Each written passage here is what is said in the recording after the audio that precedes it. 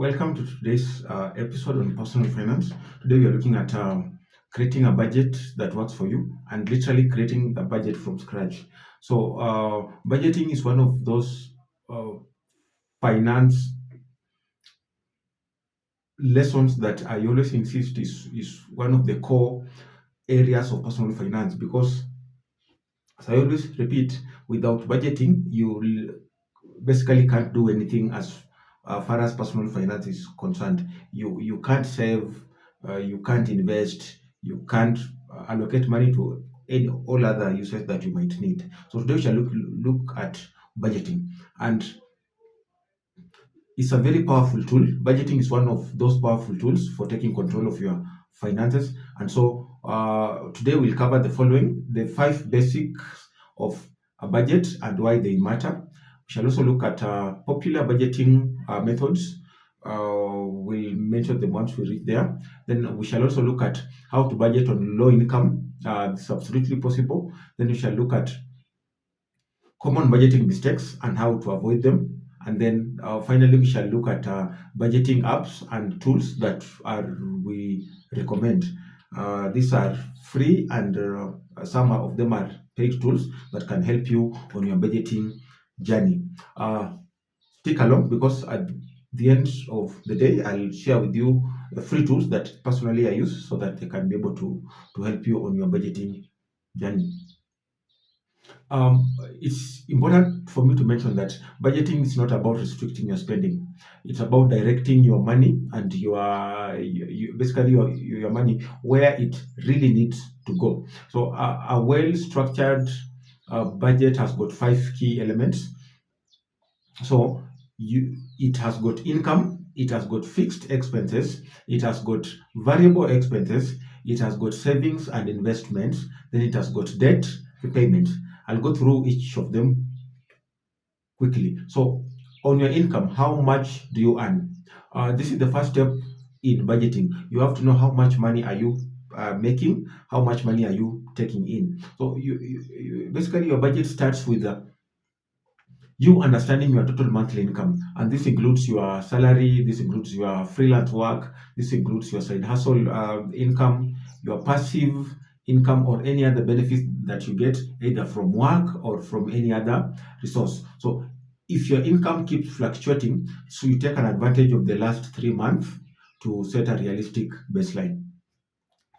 After your income, you go to your fixed expenses. These are those expenses that you must pay, the non-negotiables. So these are expenses like rent or mortgage, utility, electricity, water, internet, car repayments, insurance, and any other subscriptions that are necessary.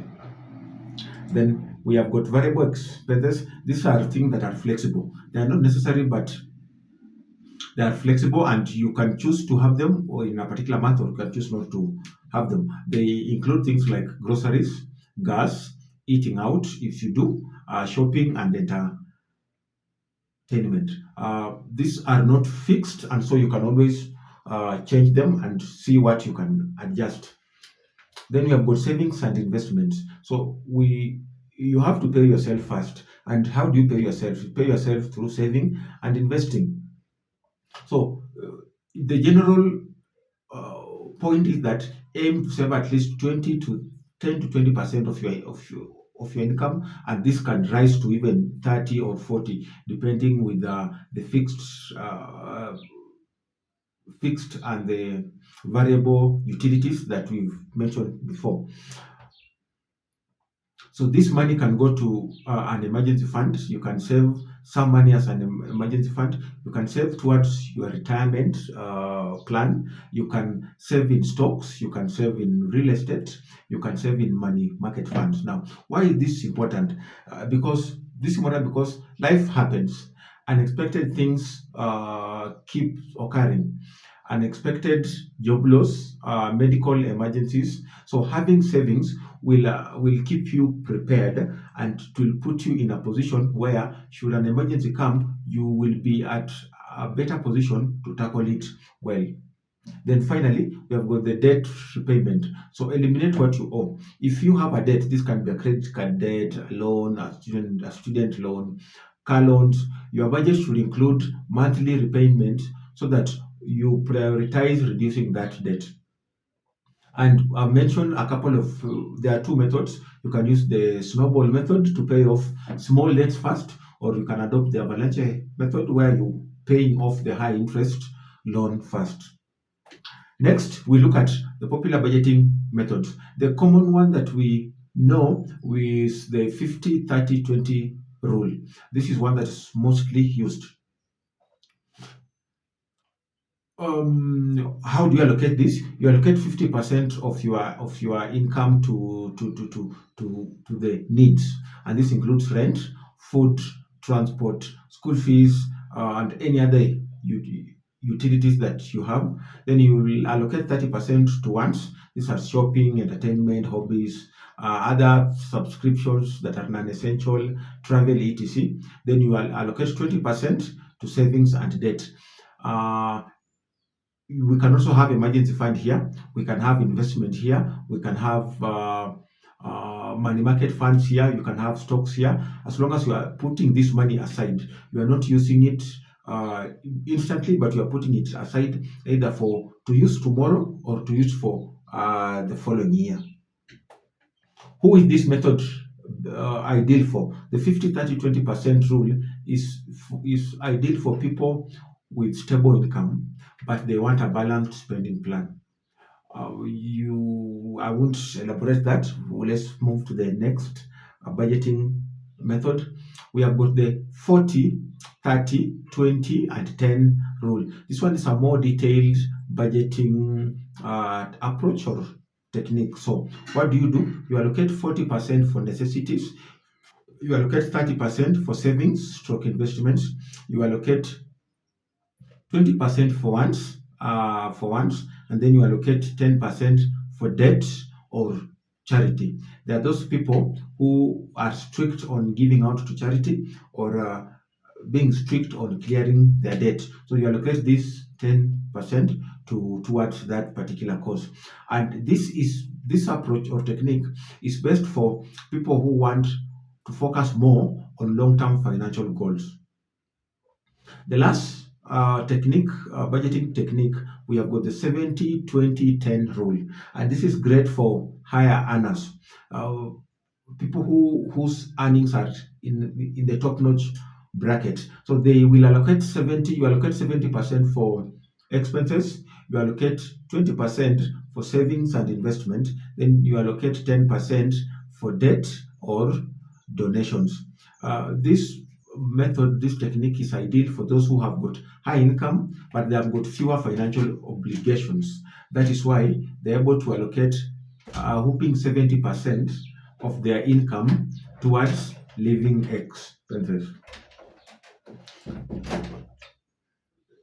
Number next step is how do we budget on low income? How do you budget on low income? If you are earning a low income, budgeting may feel somehow impossible, but small changes can make a very big impact.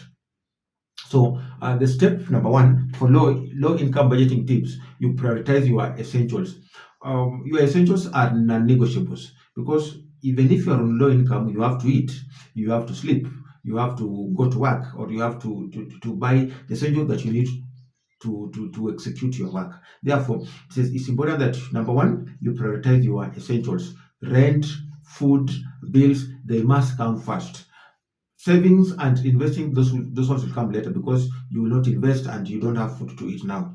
Step number two is use a zero-based budgeting approach. This implies that every dollar gets assigned a job.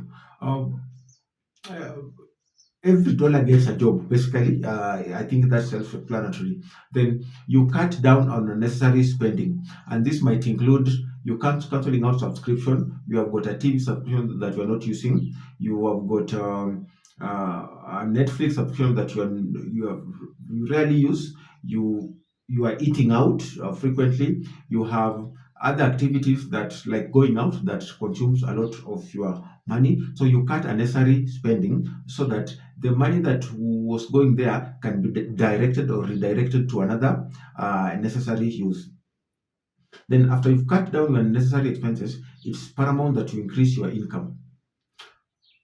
We live in a digital world, and we live in a knowledge economy. We live in a freelance economy. You can look for freelancing job opportunities, you can look for side hustles, you can look for part-time gigs. Of course, this is depends with your level of skills and your level of expertise. I think I'll attach a video around here so that you can. I've made a number of videos on how to earn extra income. I'll attach a video here for you to have a look at it and to teach you how you can leverage your expertise. There are four A's of budgeting. What are the four A's of budgeting? Number one, you assess, then you allocate, then you adjust, then accountability. Let's briefly go through all of them. So to assess is track your income and expenses. You can never budget appropriately or effectively when you are not tracking your expenses, your income. So it's very important that you assess. Do it in an Excel sheet. Have an Excel sheet and assess how much money came in this particular month, how much went to pay bills, how much money went to savings, how much money went to repay debts. So having this clear outline will help you to assess so that you know how much money can appropriately be allocated towards saving or towards investment. Step number two is to allocate. Now that you've assessed, the next step is to allocate. And how do you do this? Use a budgeting method to divide your money. There are a number of ways to do this. There's a method that we call the envelope method, where you it's an old school method of budgeting where you have envelopes and you allocate money. You put a particular amount of money for food, you put a particular amount of money for transport, a particular amount of money for other utilities. So this will help you to restrict how much money you use. So after allocating, you adjust. Now that you've already allocated a particular amount of money for budgeting and a particular amount of money for particular amount of money for maybe utilities and another one for saving, can you adjust? So constantly update your budget as your income or expenses change. Income might increase or might decrease, other expenses might increase or might decrease. So this will enable you to keep adjusting your budget. By the way, we always say that a budget is not cast on stone, because other necessities, other variables keeps changing. So as they change, you should also be flexible enough to adjust your budget. Then the last A stands for accountability. Stay on track. Stay on track. When you set a budget, it's important that you become accountable. You become accountable in a manner that if you allocated a particular amount of money for probably saving or for investing or for purchase of utilities, you make sure that that particular money goes to that particular use for that particular assignment. There are common budgeting mistakes that people make, and how they can be avoided. And the mistake number one is, this is the most common, not tracking your expenses. We've said that one step of starting to budget is tracking your expenses, because they say what can be tracked can be measured, or what can be tracked can be controlled. You can't have a budget, you can't have a clear budget when you're not tracking your expenses. So the first thing that you have to do is start tracking your expenses. Then mistake number two is setting unrealistic goals. You earn a certain amount of money, but you're budgeting for an exorbitant, your budget is so high. So that is not realistic, and you will just be doing it on paper, probably to make yourself happy, and it will not be sustainable, it will not be a smart budgeting plan. Mistake number three, ignoring savings stroke investing. I've said, and it's in the public domain, that when you earn, what you earn is just for today. When you save, you're saving for tomorrow. And when investing, you're investing for some later years. So it's important that you do not ignore saving, because saving will come in handy at a time that you are sick, at a time that you no longer have work, at a time that you are not in a position to go and work. The small saving that you have somewhere, this is the time that this money will come to bail you out and help you, so that, mark this word, so that you don't end up and borrow money at exorbitant rates. Then mistake number four, the last one, having no emergency fund. This is closely related to not saving. So an emergency fund will come in handy to help you at a times of need. So it's important that you keep aside some money for your emergency fund purposes. Always check your spending on weekly basis, just so that should you be having challenges along in a particular month, you don't have to wait until the end of the month before you know what you did wrong. So always check your spending, check your expenses on weekly basis, so that you're able to cut back on what you might not be doing well. The best budgeting tools and apps. Um, we have got those tools that are online. Then we have got the offline tools, like the Excel sheet. The number one tool is I'll link all these tools in the description for you to have a look at them. The Mint is a tool that automatically tracks your spending. We have got the YNAB, zero-based budgeting method. Then we have got the every dollar counts. These are simple budgeting tools for beginners. But the most effective one that has always worked for me is just going old school. Going old school and writing down all your expenses across the week or across the month. And at the end of the month, you're able to track down what you did well and what you didn't do well.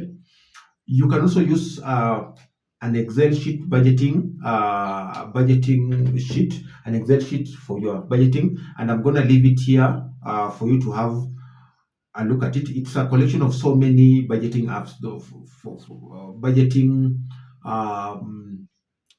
templates. Yes, I was looking for that term. There are very many budgeting templates, around 10 in that particular package. Have a look at it, and you could use it.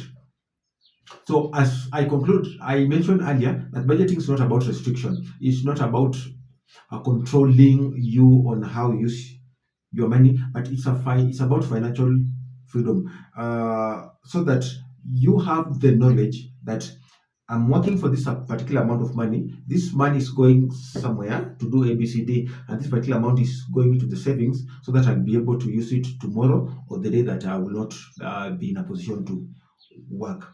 If this video, if you find it helpful, kindly give it a thumbs up and subscribe for more financial tools. And let me know what's your budgeting struggle, what's your budgeting techniques. I would love to share. Until next time, until next video, keep safe and keep budgeting. I'll see you in my next video.